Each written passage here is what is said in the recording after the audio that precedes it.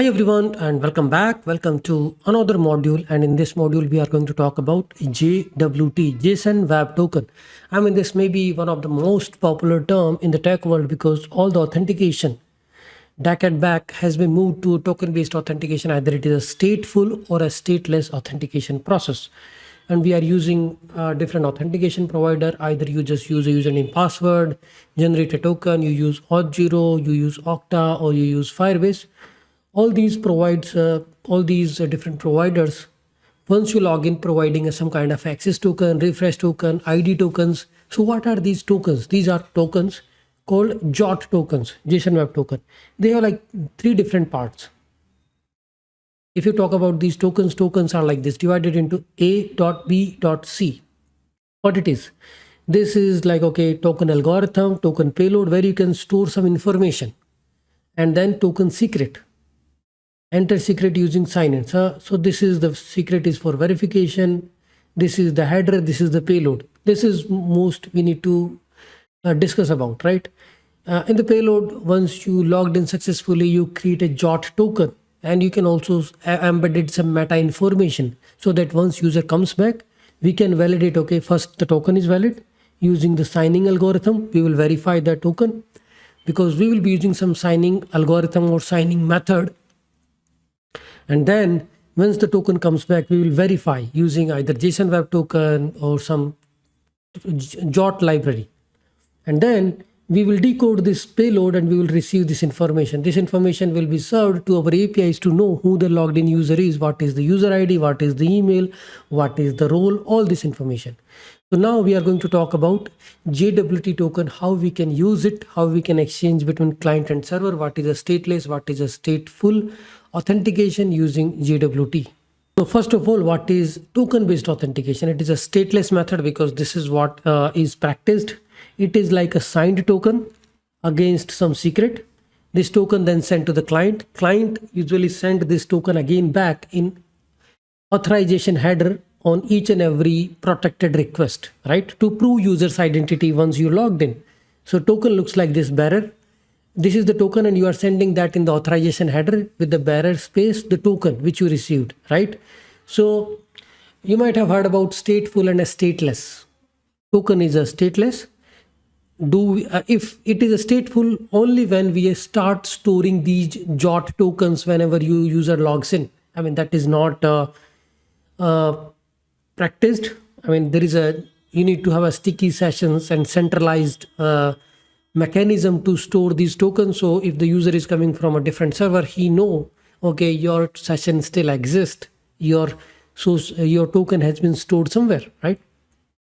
So mostly we use a stateless token for building APIs and all, because you create a token with some particular expiry and that token is valid till it expires, right? Token carries all the information, but sometimes, so we'll talk about the stateful and stateless in the detail. What is the common use case of this token base? I mean, you are building a REST API, single page app, and you are building APIs which can have an interface mobile. Then obviously you don't worry about cookies and session much, right? Because your APIs will be used by mobile client, different interfaces. So it's better to provide them a token which can be interpreted and can be sent again back using REST interface. And either mobile client, all these are comfortable, right? So token are practically stateless. You can store them at the client side if needed and send them back in the authorization header, right? You need to have some kind of a storage mechanism. Let's say I didn't store that in the local storage, and when I reload the page, my token is gone. So either I need to use memory, I need to use cookies, or I need to use local storage. I need to store it at the client side so that I know, okay, I already have a token. Server will always validate whenever you send a token, right? So token-based authentication is a stateless, scalable, that is more important, and a portable, and it is can be used across any device, any browser, across any device. Okay, so this is what a JSON Web Token. It is divided into stateful and a stateless authentication. It is mostly exchanged. This token is exchanged only through headers. You just send authorization header or XAPI key or whatever header you can decide.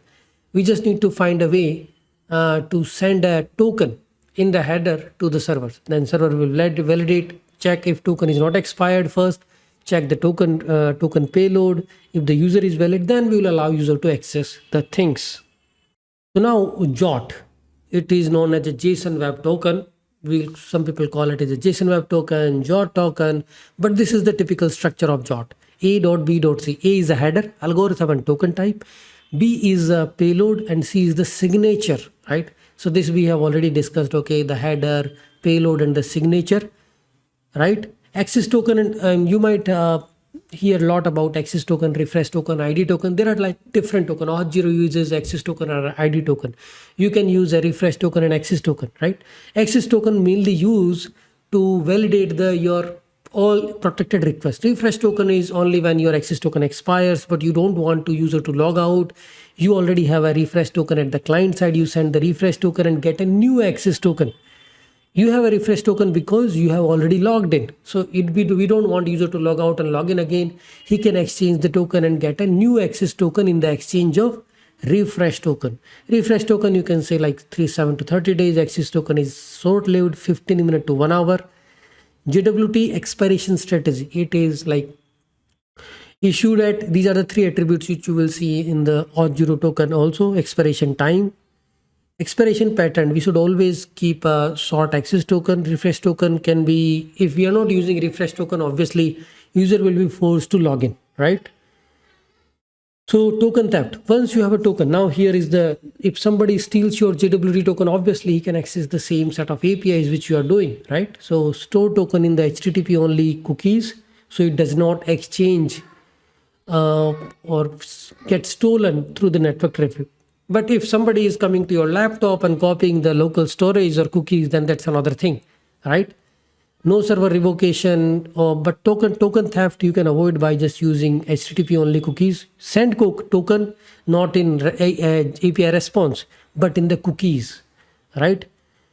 Always specify the strong algorithm while creating a token. Use standard libraries like JSON Web Token.